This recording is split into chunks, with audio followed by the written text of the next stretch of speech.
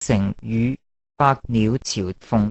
解釋：朝天鳳，鳳凰，古代傳說中的鳥王，舊時喻指君主姓名而天下依附，後也比喻德高望重者眾望所歸。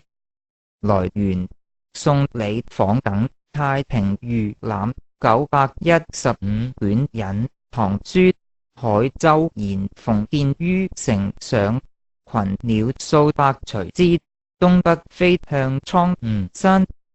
例句：那些玉架中的長春驢走也都由站在身邊侍候的宮女接過去，傾入一隻繪著百鳥朝鳳的大池缸中。